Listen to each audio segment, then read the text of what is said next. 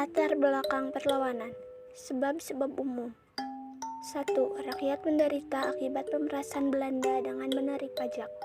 2. Kaum bangsawan merasa dikurangi haknya, misalnya tidak boleh menyewakan tanahnya. 3.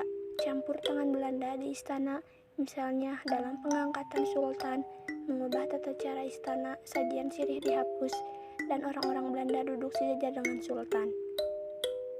Sebab khusus. Pembuatan jalan melalui makam leluhur Pangeran Diponegoro tanpa izin di Tegalrejo merupakan penghinaan sehingga Pangeran Diponegoro mengangkat senjata pada tanggal 20 Juli 1825. Pembantu-pembantu Pangeran Diponegoro adalah Kiai Mojo, Sentot Ali Besa Prawira Dirjo, dan Pangeran Mangkubumi. Pusat pergerakannya ialah di Selarong. Sistem yang dipergunakannya adalah perang gerilya dan perang sabil.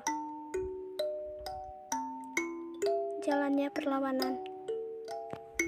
Perlawanan Pangeran Diponegoro dimulai dari tanggal 20 Juli 1825. Belanda dalam rangka membuat jalan baru memerintahkan untuk memasang anjir pancang atau patok.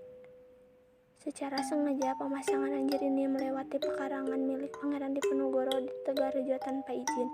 Pangeran Diponegoro memerintahkan rakyat untuk mencabuti anjir tersebut. Berawal dari insiden anjir inilah meletus perang Diponegoro. Dalam perlawanannya, Pangeran Diponegoro didampingi oleh Pangeran Mangkubumi, paman dari Pangeran Diponegoro, Ali Basya Sentot Prawira Dirjo sebagai Panglima Muda, Kiai Mojo dan Nyi Ageng Serang.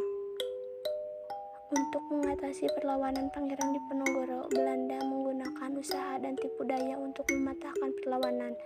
Di antaranya, siasat benteng Stelsel yang dilakukan oleh Jenderal de Kock mulai tahun 1827. Siasat bujukan agar perlawanan menjadi reda. Siasat pemberian hadiah sebesar Rp20.000 kepada siapa saja yang mendapat menangkap Pangeran Diponegoro.